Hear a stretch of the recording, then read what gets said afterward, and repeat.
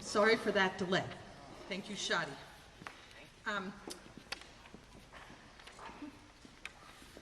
The National Endowment for the Arts and the Poetry Foundation partner with Missouri agencies to support poetry out loud in our state. I'm a little out of breath because I just had to run down to my room, so I'm just going to catch my breath.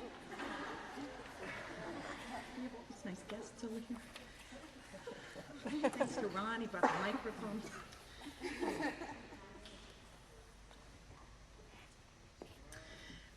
It is a contest that encourages the nation's youth, all of you, and all of us teachers who participated as well, to learn about great poetry through memorization and through recitation.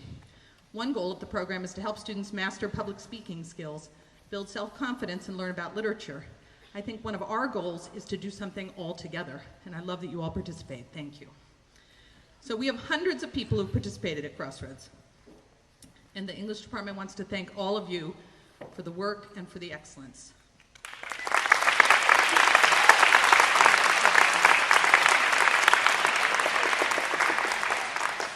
Before we start, I want to single out a few folks for performing so well that they rose to their class level competitions. So please offer your applause for Ellie Hughes, Zoe Venable, Naya Stewart, Macy Bluestein, Grace Bradley, Amadi Muse Morris, Zara Abdal Hassan, Rebecca Jaffe, Zoe Fleischer, Elena Grimm, Joe Forrestilling, Cliff Harden, and Ivan Boyers.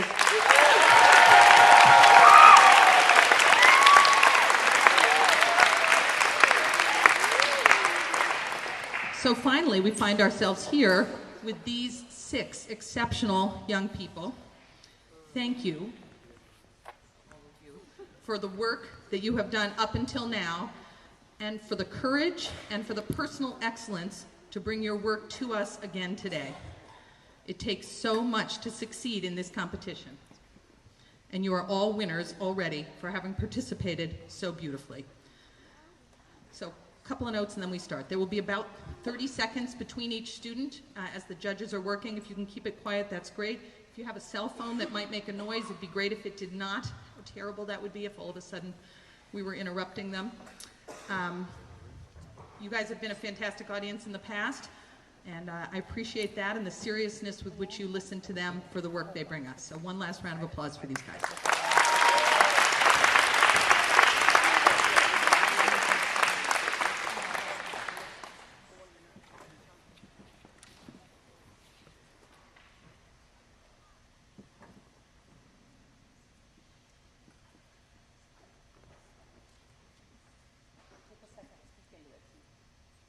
Hello, everyone can hear me? Okay, good.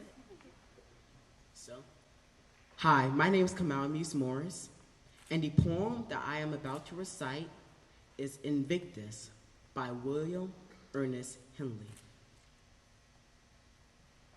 Out of the night that covers me, black as the pit from pole to pole, I think wherever gods may be, for my unconquerable soul. In the fell clutch of circumstance, I have not winced nor cried aloud. Under the bludgeonings of chance, my head is bloody, but unbowed. Beyond this place of wrath and tears looms but the horror of the shade. And yet, the menace of the years finds and shall find me unafraid. It matters not how straight the gate, how charged with punishments the scroll. I am the master of my fate. I am the captain of my soul.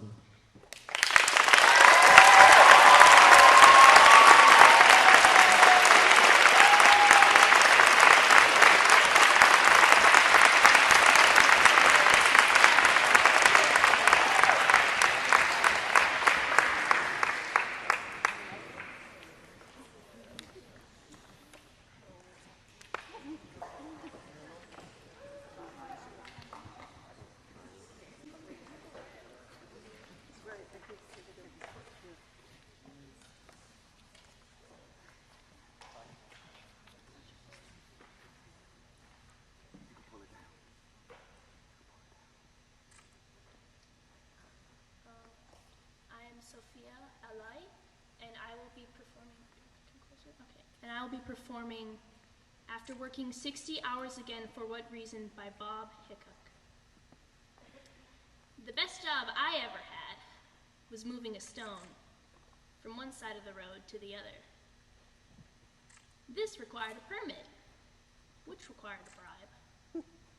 The bribe took all my salary, yet because I hadn't finished the job, I had no salary. And to pay the bribe, it took a job moving the stone the other way.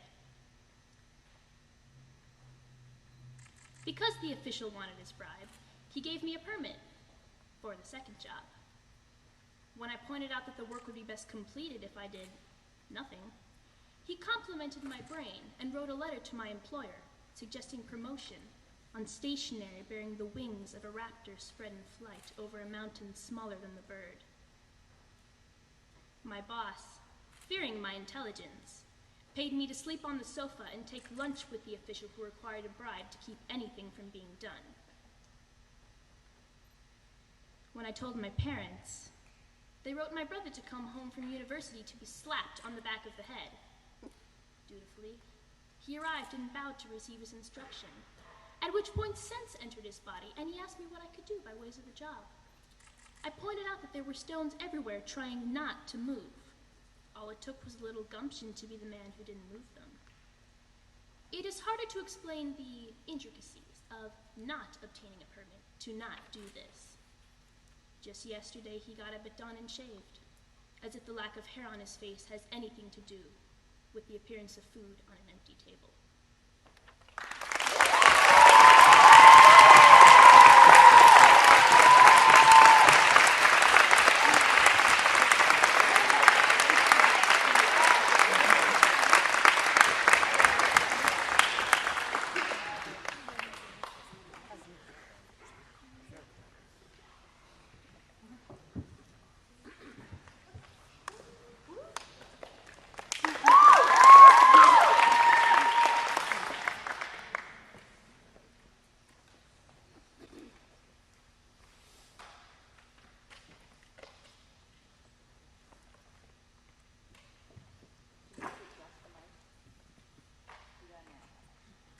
Okay.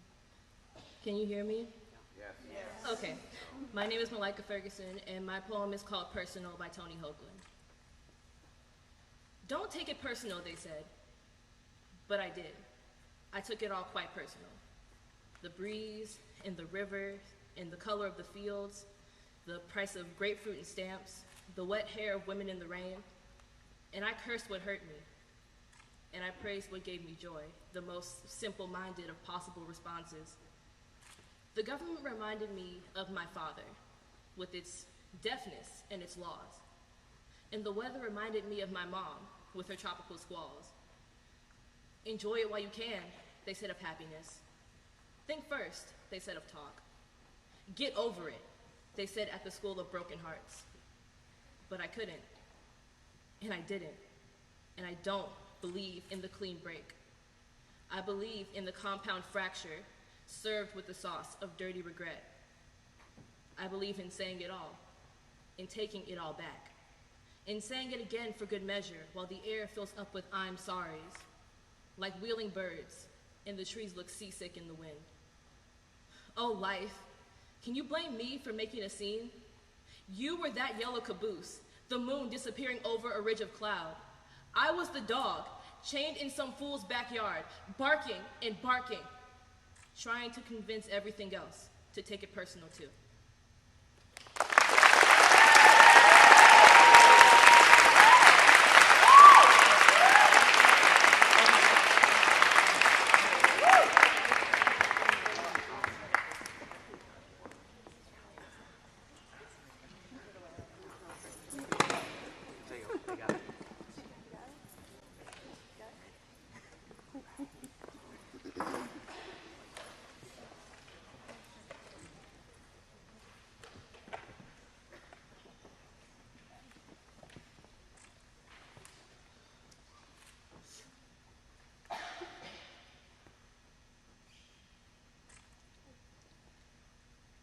Morning. Well, hold on, let me. Okay. Okay, I think I'm good. Morning Poem for the Queen of Sunday by Robert Hayden. Lords lost him his mockingbird, his fancy warbler. Satan sweet-talked her 4 bullets, hushed her. Who would have thought she'd end that way? 4 bullets hushed her, and the world a-clang with evil. Who's gonna make old, hardened sinner men tremble now? And the righteous rock, oh who will sing Jesus down to help with struggling and doing without and being colored all through Blue Monday till way next Sunday? All those angels in their Cretan clouds and finery the true believer saw when she reared back her head and sang. All those angels are surely weeping. Who would have thought she'd end that way? 4 holes in her heart. The gold work's wrecked. But she looks so natural in her big bronze coffin among the broken hearts and gates ajar. It's as if at any moment she'd lift her head from its pillow of chill gardenias and turn this quiet into shouting Sunday and make folks forget what she did on Monday. Oh, Satan sweet-talked her, and 4 bullets hushed her. Lords lost him his diva, his fancy warblers gone. Who would have thought?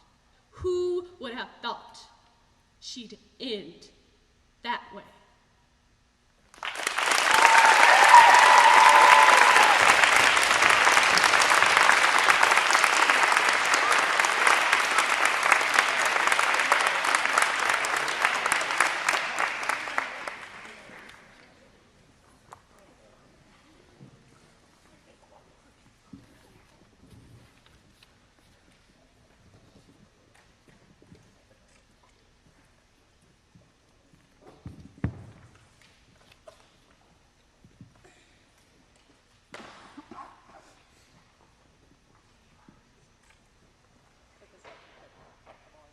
Can you hear me?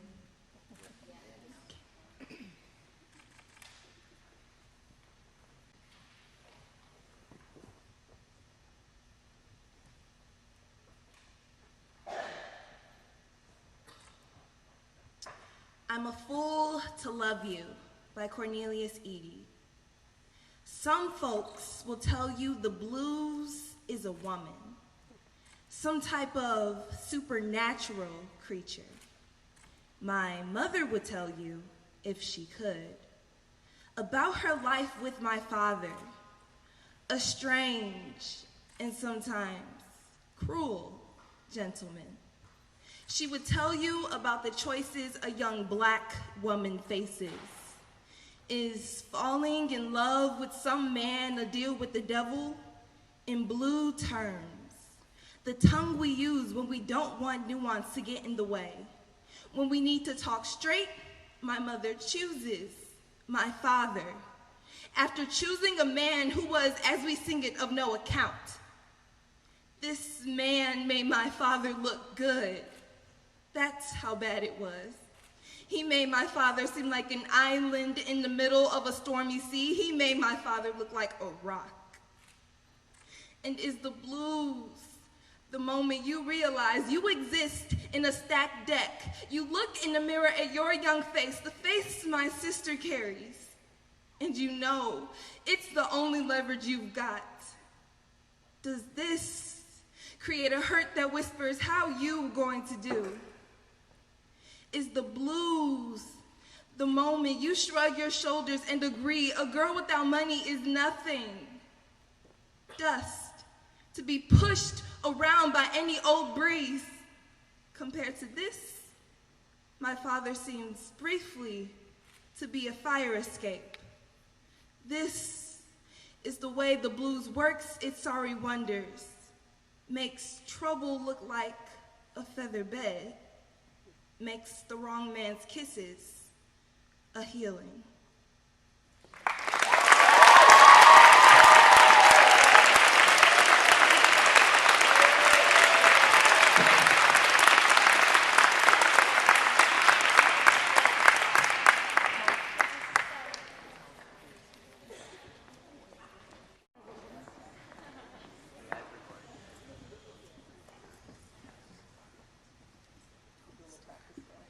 Hello?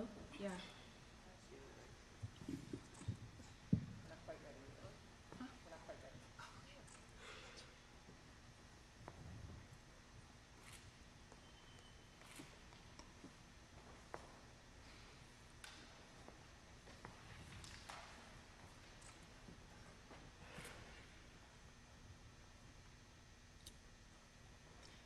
The layers. I have walked through many lives, some of them my own, and I am not who I was, though some principle of being abides from which I struggle not to stray. When I look behind, as I am compelled to look, before I can gather strength to proceed on my journey, I see the milestones dwindling toward the horizon, and the slow fires trailing from the abandoned campsites over which scavenger angels wheel on heavy wings. Oh, I have made myself a tribe out of my true affections, and my tribe is scattered. How shall the heart be reconciled to its feast of losses? In a rising wind, the manic dust of my friends, those who fell along the way, bitterly stings my face. Yet I turn, exulting somewhat, with my will intact to go wherever I need to go, and every stone on the road precious to me. In my darkest night, when the moon was covered, and I roamed through wreckage, a nimbus-clouded voice directed me. Live in the layers, not on the litter. Though I lack the art to decipher it, no doubt the next chapter in my book of transformations is already written. I am not done with my changes.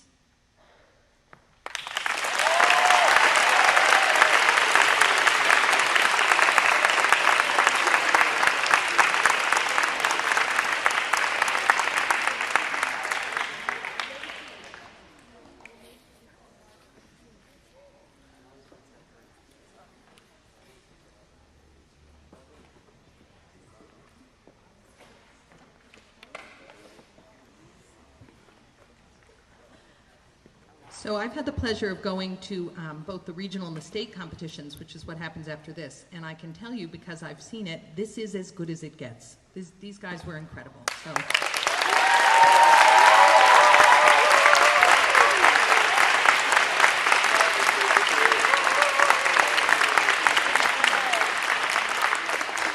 The judges will do the impossible of finding the finest nuance between incredibly excellent and incredibly excellent, because they were all incredibly excellent. We will, so good, so good.